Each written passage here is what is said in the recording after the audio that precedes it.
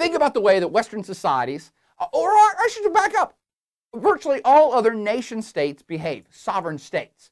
That is, you have a kind of a federal level, right?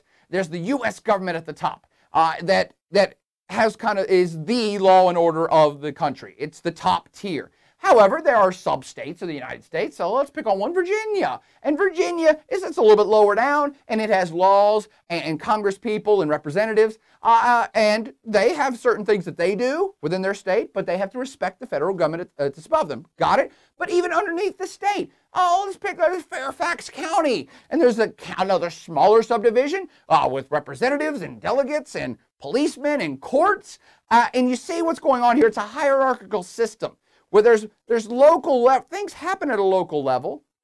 People go to court, people get thrown in jail, people get married, people live, they die to go to church. But there's always a bigger tier above that says, well, here's the law of Fairfax County, but if we can't settle our dispute here, then it'll go up to the state scale. And if you can't settle your dispute there, then it goes up to the federal, the Supreme Court. And everybody has to respect the laws of that bigger entity above them, all the way up to that federal sovereign state level that everybody in America would say, yes, we're Americans. We may be from Nevada or Timbuktu or Miami, but ultimately we're all Americans. Got it? You with me? Now for Pashtuns, put that on its head.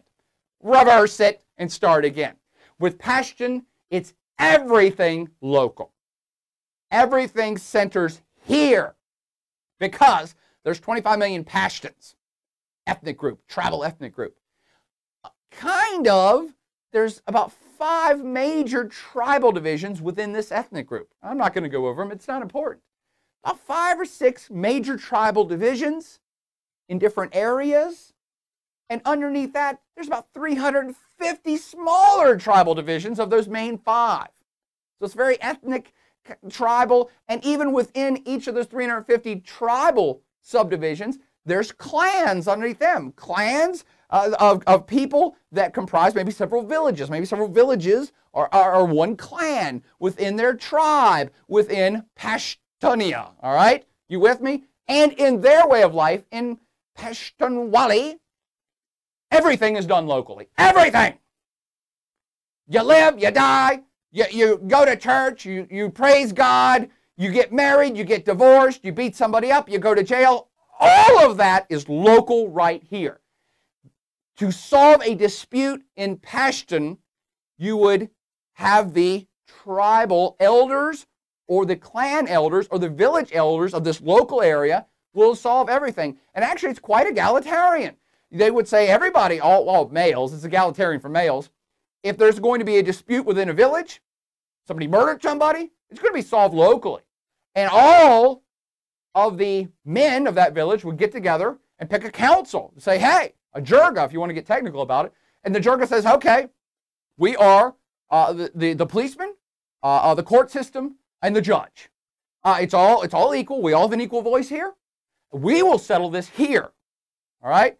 Now, without going on for another hour, that's the essence of the difference between the Pashtun way of life and what everybody else on planet Earth takes for granted.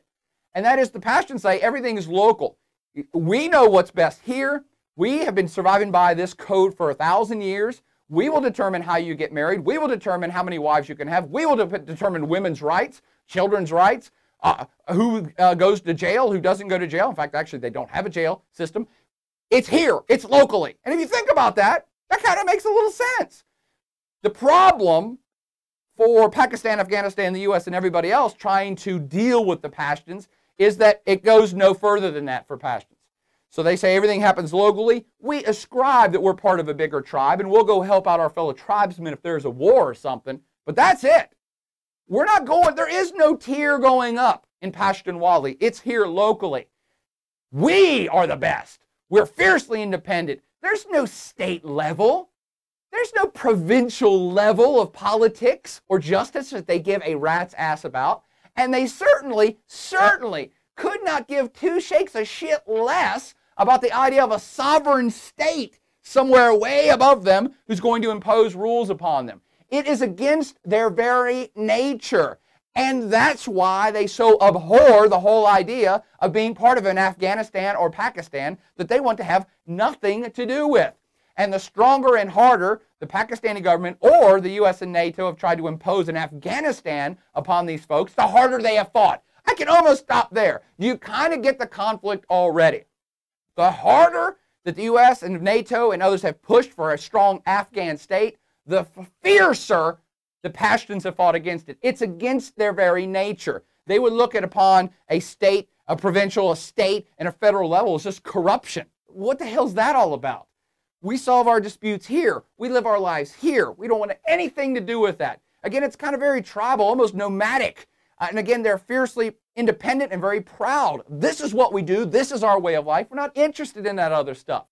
But that doesn't explain why they've gotten so extreme, because they've lived for hundreds of years without any major terrorist activity that's been going on. How did the Taliban and Al-Qaeda and these other groups get involved? That gets into the rest of the Pashtunwali code, which is based primarily on this fierce independence, this idea of justice, it's just local and it stops there. Hospitality, which is if anybody ever asks for sanctuary, you give it to them. It's part of kind of a gentleman's code. And honor among all else, which gives them a sense of revenge as a completely logical way to defend one's honor, defend your family's honor, to defend your tribe's honor.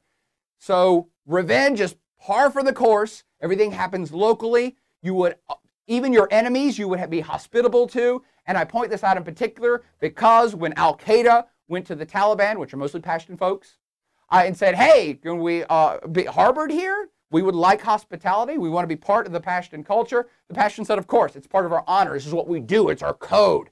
And the U.S. came in and said, hey, give us Al-Qaeda. We know they're here. Give it to us or we're going to invade you. The Pashtun code would be like, forget about it, dude. No way. We have to defend our honor among all else, our way of life among all else, above all else. So this is a big deal. Now, let's get to this Taliban thing then. These are the other groups of people we need to talk about to wrap up this podcast. The Taliban are comprised mostly of ethnic Pashtun people. However, it didn't really necessarily start just there. The Taliban is a political organization, quite frankly, political/religious organization that has been fighting for a theocracy in essence. That is, a sovereign state which is led by radical Islamic thought, radical Islamic judicial law at the state scale. The Taliban is an extremist group. There's no getting around that. They want to party like it's 1399. They want to throw back to a bygone era of not just honor, not just Pashtun honor, but Islamic law and Islamic thought and Islamic everything, and that's that. We don't need no sovereign state nonsense in the 20th century. We don't need girls being educated in school. If you steal something, we're going to cut your hands off. That is extremist Taliban / Islamic thought, and that's what they're all about, incorporating that into a political group, that you're going to rule this state or this area under such draconian measures. Now, where do they come from? How do they get here? This area, this Af-Pak border and the Pashtun groups, they're no stranger to radical Islamic thought. However, it's never, ever in the history of this area gotten this far, gone this extreme with this many people involved in it. The Taliban have actually been created, helped along, fostered by both the Pakistani government and, quite frankly, the U.S. CIA as well. The Pakistani ISI, that's kind of their secret service, like their CIA, and the American CIA pumped tons of money, guns, ammunition, training, and fuel into the radical elements, most radical Islamic elements of this Af-Pak border way back in the day, in the late 70s, early 80s, when the Soviet Union invaded Afghanistan. At the time, this was an awesome idea. They said, hey, let's fund all these people who are, holy warriors in essence. They were called mujahideen back in the day. Mujahideen, that's how you spell it.